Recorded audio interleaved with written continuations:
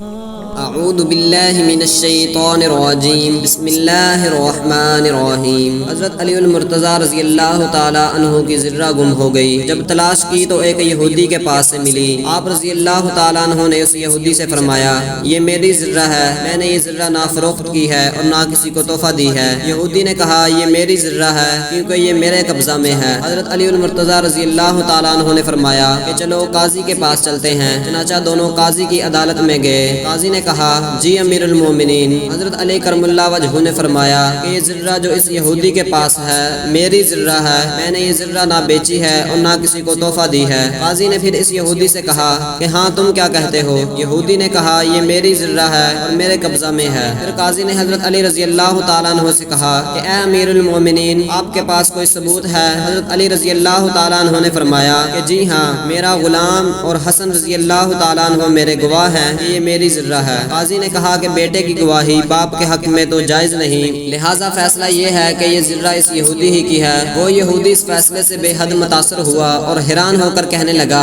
امیر المومنین خود مجھے اپنے قاضی کے پاس لے کر آئے اور ان کے قاضی نے بھی انہی کے خلاف فیصلہ سنا دیا۔ گواہی دیتا ہوں کہ یہ دین حق ہے، میں گواہی دیتا ہوں کہ اللہ کے سوا کوئی معبود نہیں، اور میں گواہی دیتا ہوں کہ محمد اللہ کے رسول ہیں۔ اے امیر المومنین، یہ ذرہ آپ رضی اللہ تعالیٰ عنہ کی ہے، لے لیجئے۔